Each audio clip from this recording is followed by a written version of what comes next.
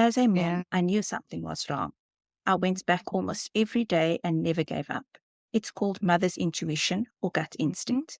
Yeah. It will never fail you. Welcome to Heart with Anna. I am Anna Jaworski and the mother of an adult with a single ventricle heart. That's the reason I am the host of your program. Today's guest is Raadhiyah Matthews. Raadhiyah's daughter, Thaakirah, was born with double outlet right ventricle, transposition of the great arteries, or TGA, pulmonary stenosis, and ventricular septal defect, or VSD.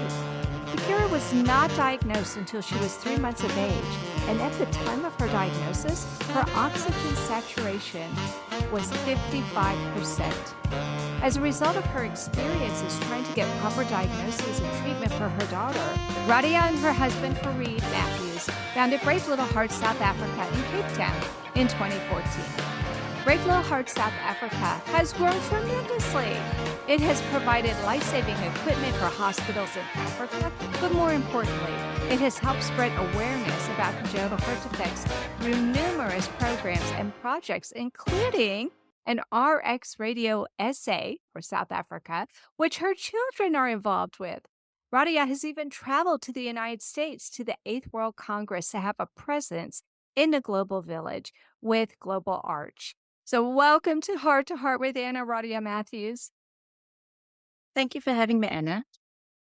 I'm so happy to have you on the program. This is way overdue. Let's start by talking about your sweet daughter, Thaakirah, and when she was born and after she was born that you first started to suspect that maybe something wasn't quite right. I had a normal pregnancy, no concerns raised at my prenatal checkups. I had a natural birth with no complications, and everything seemed fine. I gave birth in a semi-private hospital, and we had the choice of staying an extra 2 days. Because I had 3 younger children at home, I stayed the extra days to rest. Nothing seemed out of the ordinary during those 3 days. The nurses came regularly to check on us and help me with the breastfeeding and bathing, and basically show me how to care for my newborn. 3 days later, after a full examination, which included listening to her heart, the hospital discharged us with a good bill of health. My concerns only arose after we got home. The first thing that bothered me was her color. The inside of her mouth, her tongue, and her lips were dark blue. The bottom half of her body and under her feet was an even darker purple.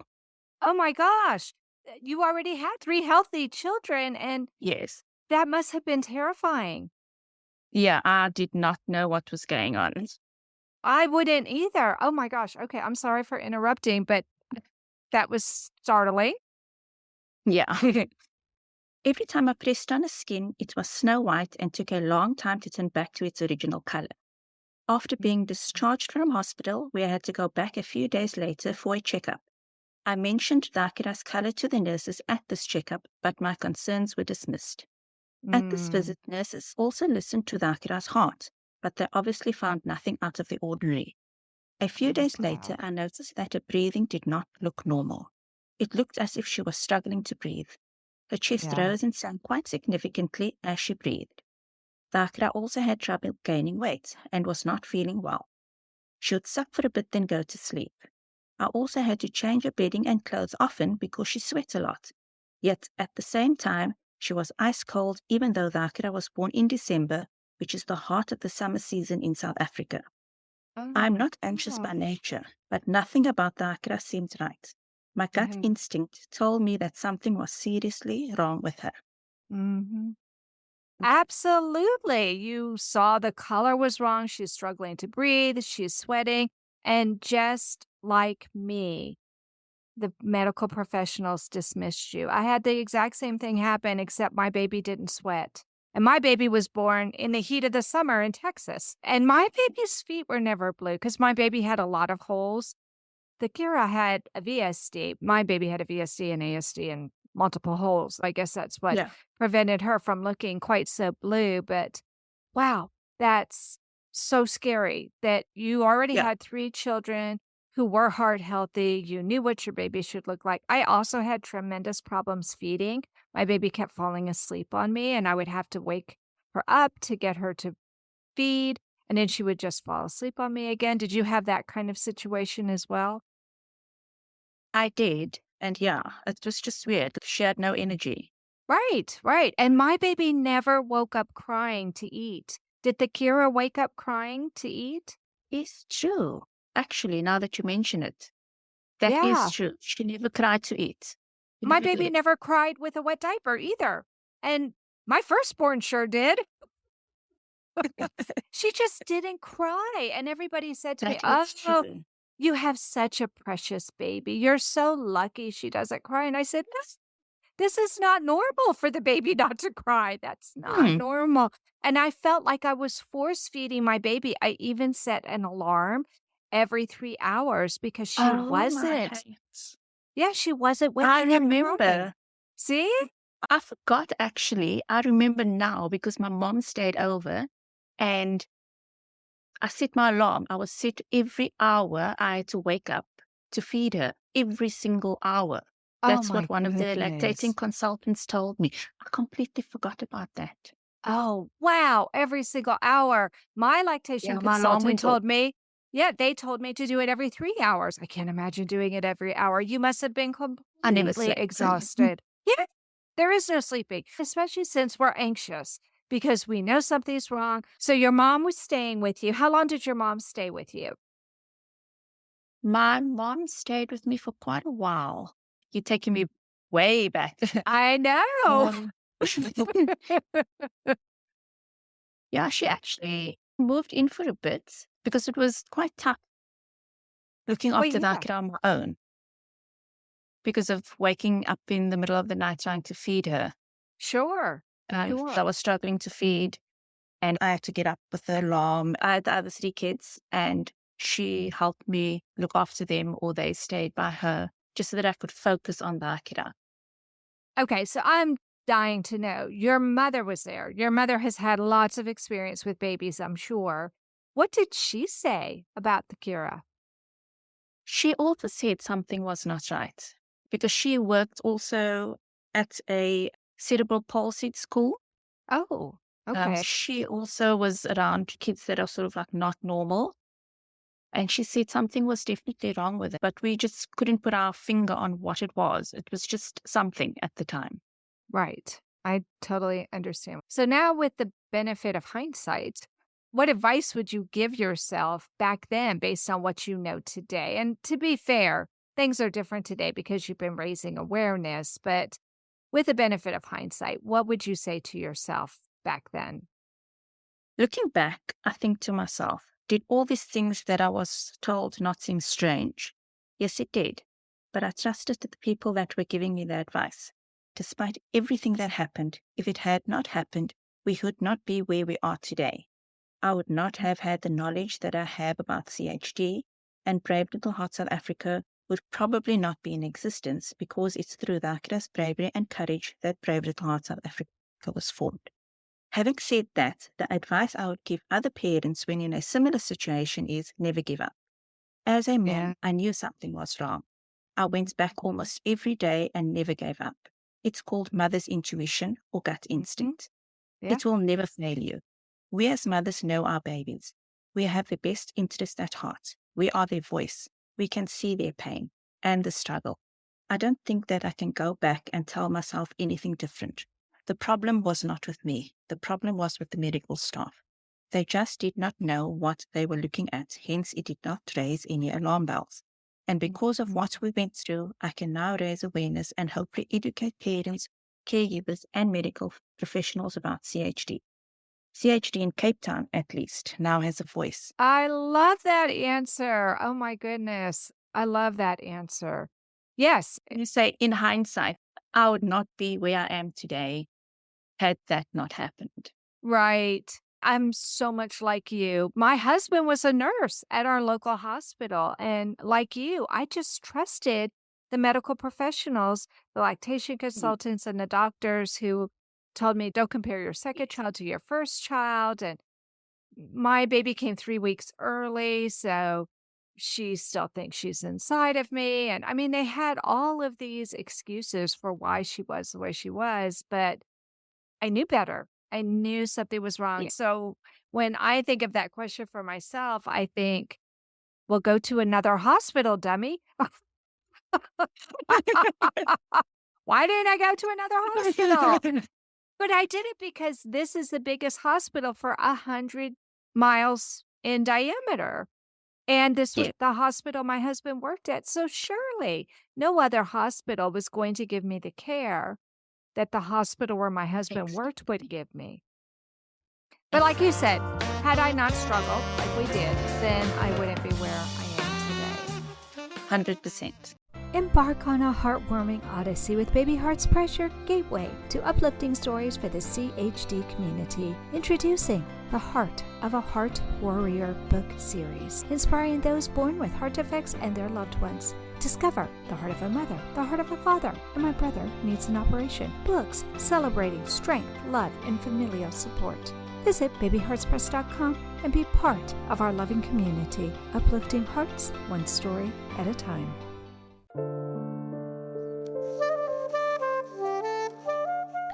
Heart to Heart with Anna is a presentation of Hearts Unite the Globe and is part of the Hug Podcast Network. Hearts Unite the Globe is a non-profit organization devoted to providing resources to the congenital heart defect community to uplift, empower, and enrich the lives of our community members. If you would like access to free resources pertaining to the CHD community, please visit our website at www.congenitalheartdefects.com for information about CHD, the hospitals that treat children with CHD, summer camps for CHD survivors, and much, much more.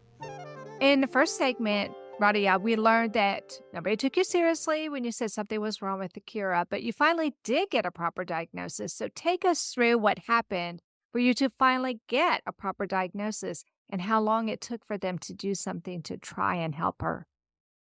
When Thaakirah was 3 months old, she developed diarrhea. Once again, we went to the local clinic. This time I was told that she was too young to receive medication, and I just needed to see it through. Not being satisfied with that answer, I went to our local pharmacist, who took one look at her and said that we need to take her to hospital immediately because she did not look well. The Children's Hospital in Cape Town is a specialized children's hospital that caters for all 9 provinces in South Africa, as well as the whole of Africa, and it is not that easily accessible without a referral letter from your clinic, doctor, or referring hospital. And because nobody thought that Thaakirah was unwell, we would not have that referral letter. But the pharmacist No. insisted that I take her to the hospital and would not take no for an answer. That was the best advice that anyone had given me thus far, and it was life-changing. Getting a Wow. diagnosis at Red Cross or Memorial Children's Hospital was not that difficult. The doctor on duty took one look at Thaakirah and said that she was pretty sure that Thaakirah had a heart condition and that we were not going home. 5 seconds was all it Wow. took, and my whole 5 world seconds. turned upside down. 5 Everything moved at seconds. full speed. Oh There were my doctors, gosh. nurses, specialists everywhere. It was a time of mixed emotions for me. Happy that finally I had a diagnosis, confused and shocked because I was told that the structure of my baby's heart was not the way that it was supposed to be, and that it was a miracle that she lived undiagnosed for 3 months. We were admitted Wow. immediately and scheduled for surgery as soon as her diarrhea cleared up. I was told that they were going to insert a cardiac shunt to help oxygenate her blood, as her SATs on admission was 55%. Normal saturations are 95 to 100. That was the first time that I heard about CHD. Nothing the doctors said made sense, even though Yeah. they explained everything to me. They used big words, small words, drew pictures, but none of it made sense. My brain Mhm. could not wrap itself around what was happening. Yeah. After they inserted the shunt, I thought that everything was going to be fine. We were going to go home, live a normal life, and come back when she was bigger. But that was when our CHD journey just began. I learned there was no quick fix. The shunt was temporary. It was to tide her over until she could have her corrective surgery. The reality of what it is like living with CHD set in. I learned what shade of blue was acceptable for Thaakirah.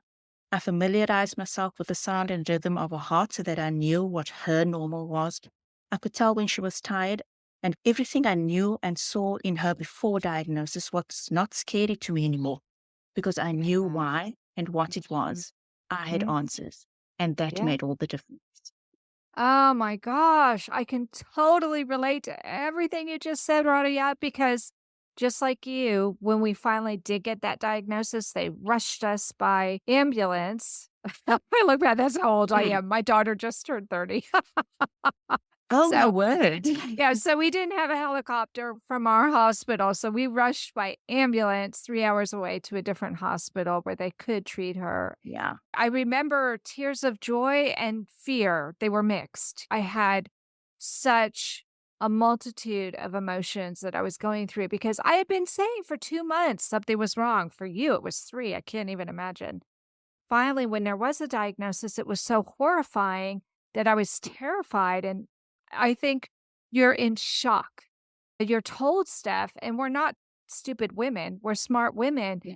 but I think we just go into shock, and it's hard to comprehend anything that is said to us. 100%. Because I remember when Farid was at work and he phoned me to find out what is happening with Thaakirah because I said she's sick through the course of the day. And I said, they say her heart is not right. And he's like, what? And I'm saying, yes, there's something wrong with her heart. And he couldn't understand and I couldn't explain. And he was rushing to get to hospital because no one could quite fathom the idea that a baby's heart could not be right. Exactly, and you had 3 healthy children, so it's Yeah. not as though you expected this because one of your previous children had it. That's what I think makes it such a shock for me too, is that I had a heart healthy child. I knew what it was like to be a mother to a heart healthy child, but to all of a sudden have a child with a heart defect, and to my knowledge, nobody in my family previously had a child with a heart defect, so it feels like it comes out of nowhere. Yeah. So scary. Nobody in my family has a child with a heart defect either, as far as I know. Mhm. Yeah. 2013, something else happened when Thaakirah was supposed to have corrective surgery. Tell us what happened then. When Thaakirah was 2 years old, she finally got ready for her corrective surgery. We went to hospital and had our echo and necessary checks done, and surgery was scheduled. That night, however, when we got home, Thaakirah took a turn for the worse. She tried to smile, but only one side of her face moved. I rushed her back to Red Cross Hospital.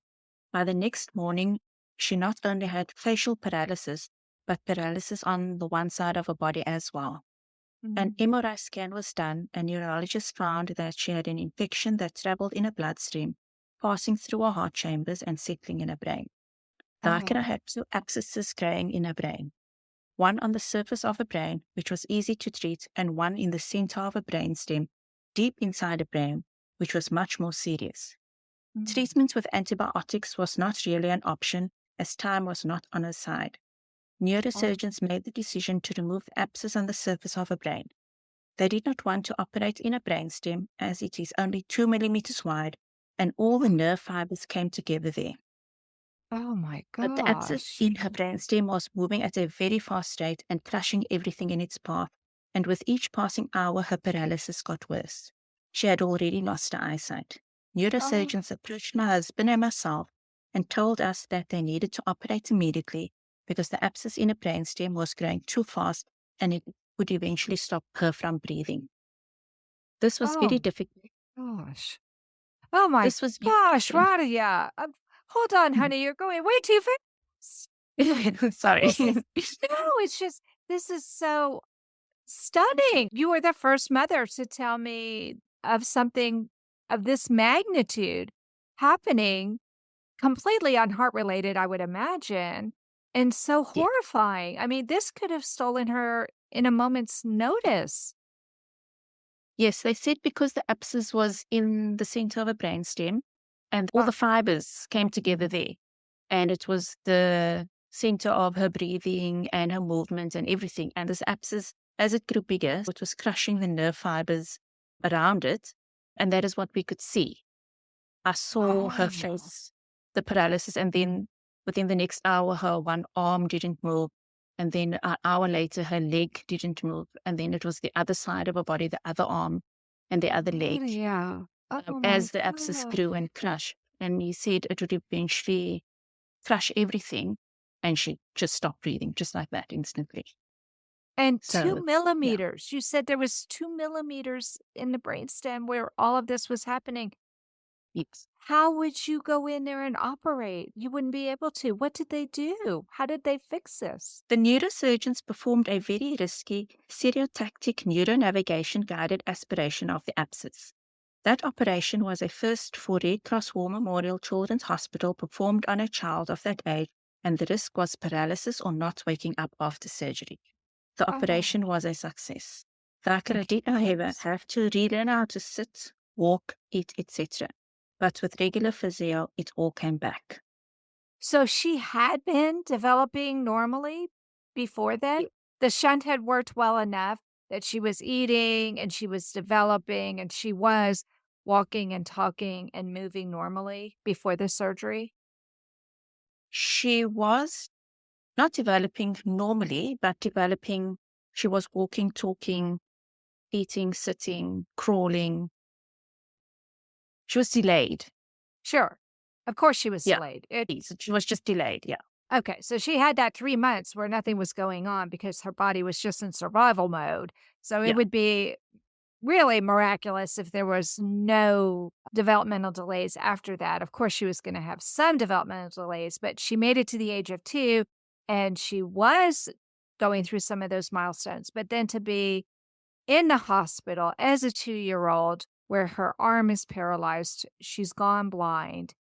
Yeah, I would imagine it would take some time for all of that to come back. So they did this revolutionary surgery on her.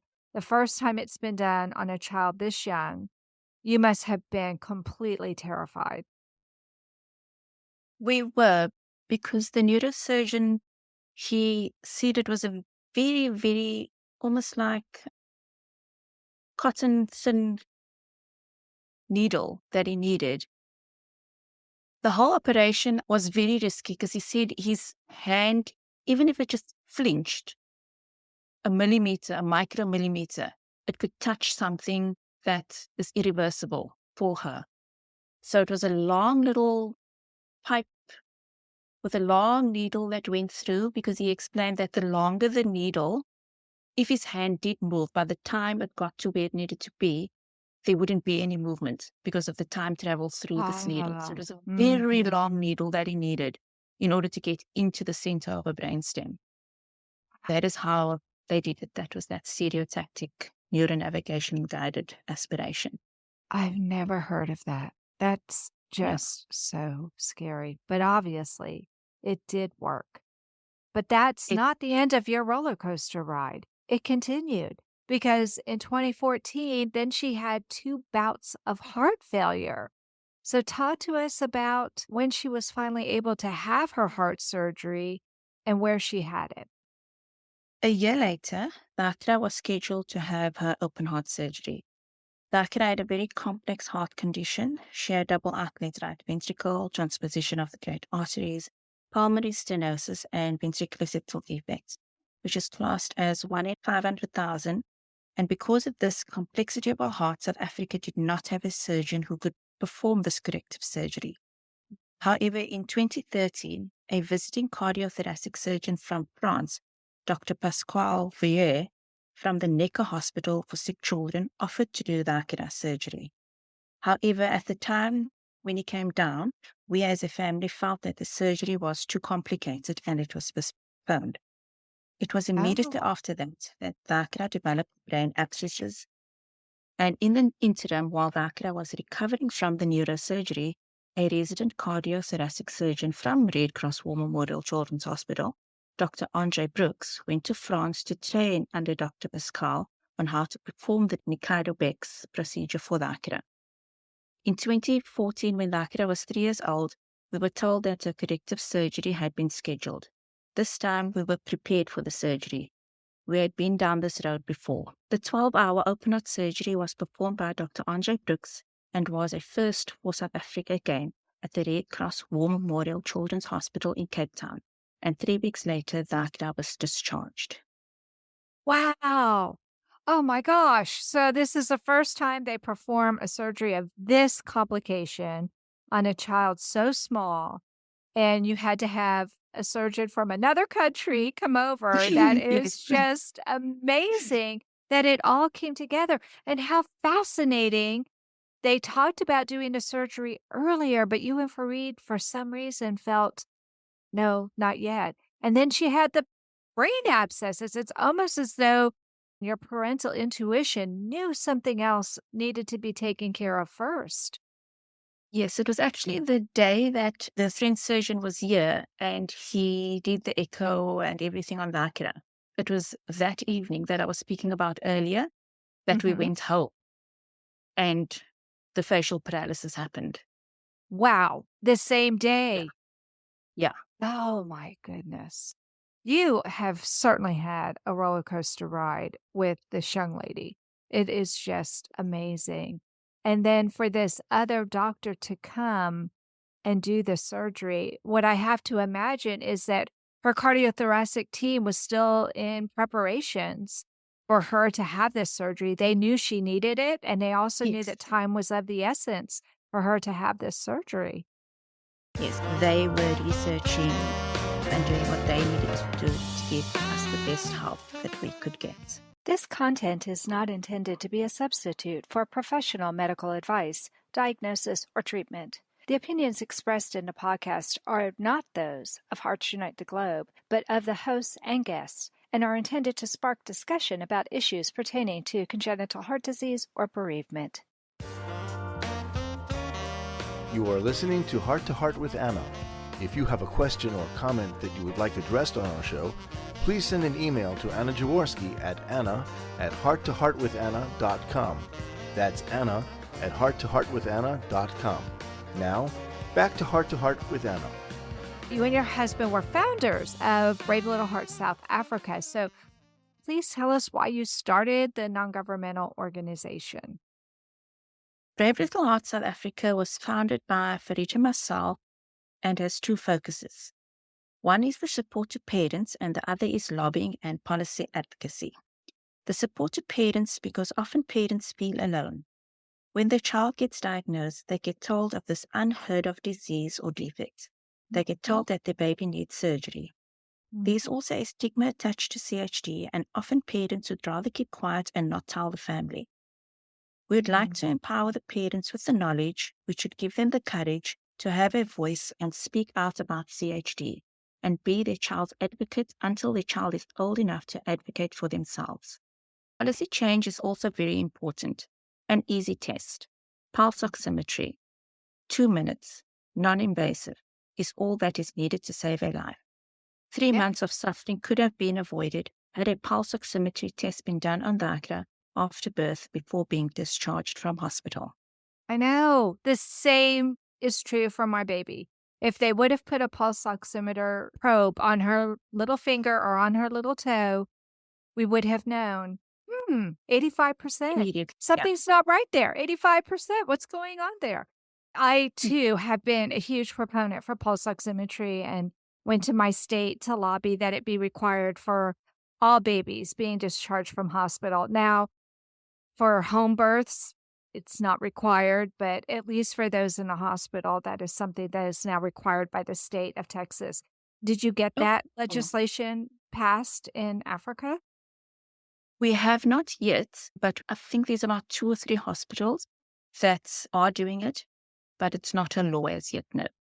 Right. But I'm so glad that you're out there and you're a proponent for that very important type of legislation. It can save a life, as you know. That in and of itself is amazing that you're working toward that policy change. That is, I think, very, very important. Yes. I found it interesting that you said there was a stigma attached to having a child with a heart defect. So I hate to ask this question, but I'm going to because not everybody knows the answer. Does that mean that most children in Africa go home and even though their parents may know something is wrong, because they don't want to admit that something's wrong or for it to appear that something could be wrong with their child, that the children just pass away at home? That is true. It's more in the rural areas where that happens because their culture is different. They believe in ancestors. And for the husband and the wife, if there's something wrong with the baby, it is the wife's fault. it's always the wife's fault. It's not anything to do with the husband. Then the family shuns the mother because of what she's done to the child. So they'd rather keep Oh, quiet and not say anything. It's a ripple effect because then they don't say anything. They don't go through their checkups. They'd rather not have that being ostracized by the family and then basically getting thrown away from the family, if I'm making sense. it does Without make sense, but I'm sounding ready too to start hard. crying. No, that is harsh, but that is a cultural phenomenon that Yes. happens. And that's where your education can make all the difference in the world. Because by you saying, well, I had a daughter with this problem, but we had surgery and now she's okay. And we Yes. know it's not a perfect fix, but she has been able to grow up to be a teenager, right? Isn't she a teenager now? Yes. Yes, she's So, 13. oh my Yeah. goodness, time has gone so fast. I'm just ready to cry because in America, that might have been the case generations ago. It's just tragic, but it is what it is. Very real. Very true. It's very real. It's very real. I remember when we were with Global Arch and they were telling us the statistics of the children with congenital heart defects around the globe who pass away in infancy. And it was something like 90%. And that's part of the reason why. Because if there is shame or if there is shunning, ostracization, or blame that goes along with a condition that is not the mother's fault or the father's fault, it is just something that happens. My doctor called it a fluke of nature. I did not like that expression, and I don't believe Mm, that's true. I think there is something that goes on in the body and there is a mm. problem, but I don't consider it a fluke of nature. And I have a feeling someday we will know what it is that What it causes. is. Yeah, but the problem is that there are over 42 different congenital heart defects. And as you and I know, no two children look exactly alike. No two children present exactly alike. One will have a No. VSD that's 2 millimeters, and another will have a VSD that's 2 millimeters in a different place. Part of that is what makes it so difficult to treat, but it's not because the mother did something wrong or the father did something wrong. It's just because Yes. that's what happened in the development of the heart. And we need to get away from blaming and move toward treating. And that's what Brave Little Hearts South Africa is doing just by saying, let's do pulse oximetry, and just by raising awareness and you saying, I have a daughter, and not trying to hide her Yes. from the world. That's a big thing, not to hide and speak out. Absolutely. Raadhiyah, it was so hard for me to meet you last year in Washington, D.C. without your husband, because I had been friends with your husband on Facebook for over a decade. And I just want you to know how sorry I am that your husband passed away in 2021 from COVID. Thank you. I'm sorry. It's so hard for us to lose the ones that we love. And I so looked forward to meeting your husband. I just knew we would meet each other someday. And we had so many conversations about heart defects and how to raise awareness. I know he would have loved to have been at that conference with us last year. So I'm glad that we had a chance to memorialize him at the conference. But can you tell me what his passing has meant for Brave Little Hearts South Africa? But its passing was a very sad moment for Brave Little Hearts South Africa as well as the CHD community as a whole. His contribution to CHD will be dearly missed. Farid impacted the lives of many families affected by CHD worldwide. Farid's passing resulted in a temporary setback for Brave Little Hearts South Africa. He died during the pandemic, and a lot of things changed after the pandemic was over. Hospitals became stricter and everyone was still very cautious. I personally also needed time to process the changes his passing had on both myself and the family before I could focus on Brave Little Hearts South Africa again. When Farid died, everything else inside of me died too. But being invited to the 8th World Congress of Pediatric Cardiology and Cardiac Surgery in Washington, D.C. last year and meeting fellow Global Arch members was just what I needed to get Brave Little Heart South Africa back on track again. A fire started burning inside of me again. I remembered what it was like to advocate for CHD. I remembered why we started Brave Little Heart South Africa. I remembered what it was like to live passionately again. And I remembered what our goals for Brave Little Heart South Africa and the CHD community are. It's so beautiful. I had no idea that it was that one event that lit a fire in you again, but I remember reaching out to you through Facebook on Farid's private messenger and praying for you and your family because I knew it was going to be so hard to lose a father and a husband who was so loving and so giving. He was an unbelievable man. Many of my longtime listeners may remember me talking before about Elvis and his mother, Esther.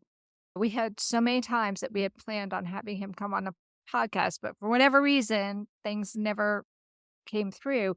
But the one thing that did happen that was life-changing was a mother from Africa wrote to me and told me that her son Elvis was going to die unless he had surgery. And she wasn't asking me for money, and she wasn't asking for me to pay for his surgery. She was asking for me to help her find somebody to save her son's life. And at that time, I had met online Raadhiyah Matthews and another gentleman. I reached out to both of them and I said, please, please, we have to help Elvis. The mother had sent me his medical records and a letter from his cardiologist. So I had evidence that everything she was saying was true. So I sent all the information to Farid, and he made it his life's mission to help save Elvis. And he would not stop. I remember we went through months of correspondence, and he contacted every nonprofit and non-governmental organization he could to try and find help for Elvis. And finally, after months and months of work, Heart Gift, which is based in Dallas, Texas, agreed to fly Esther and Elvis to Dallas for life-saving surgery. So I got a chance to drive to Dallas and meet Elvis and meet Esther. We had been talking for months. I felt like I knew them, and I held my iPad up with Elvis after his surgery, and it had the Brave Little Hearts logo on it, and we snapped pictures, and I hugged them, and this was all pre-COVID, so we didn't have to worry about that. But it was amazing to me that we could communicate across time zones and work together to save this little boy's life. And his legacy will always be out there because Elvis is now in high school, and he wouldn't be if it hadn't been for Raadhiyah Matthews. That was a man who just would not give up. And I want the world to know how special he was. I don't have anything to say. I feel lucky to have worked with him the way that I did. And we had so many conversations where we put our heads together. What can we do? What can we do? And I know that you have had some awareness projects that you did in your town to raise awareness. Can you tell me about that? There was a bicycle ride where they cycled. There was a London marathon where a gentleman ran for Brave Little Hearts a few years ago. Oh, wow. Yeah, the London Marathon, I think it's called. I'm so impressed that you were able to pick yourself up after losing your husband, which I'm sure was the worst thing to ever happen to you, but that you've been able to refocus your efforts on the vision that the two of you had when you started Brave Little Hearts South Africa. You're going down a difficult path again. Sorry. No, that's okay. Yeah. That's okay. Yeah. How are you doing this without was- crying? I have tissues in my hand right now. I'm wiping my eyes with the just. You know, when you asked the question, sadly, a husband and life partner, when I read the question, I thought of messaging you and saying, leave it out. I don't want it in there. And I thought, no, I have to face it. I have to deal with it. Every time people mention his name, I cry because he had a vision and he was going to, I'm not sure if I'm going to say this correctly, he was going to conquer CHD. That was what he wanted to do. You saw his passion in what he did. And his Absolutely. drive in what he did. And nothing was going to stop him. Yeah. And I think that death was the thing that stopped, but he was not going to stop. And the fact that Um, you've picked up the baton and now you're moving forward, he would be so proud of you, Raadhiyah. He would be so proud of you. He'd always tell me, I'm going on an interview. You need to do it. I'm like, no, I'm fine. No, I don't need to do it. He said, I'm fine. I don't need to do it. You go. And he said, you're going to eventually have to learn how to do it. And I said, no, you there. Don't worry about it. I'm happy doing advocacy in the hospital, family support. And I joke about it sometimes. I speak to him and I say, you told me I needed to do this and now you're forcing me to do it. But he's with you.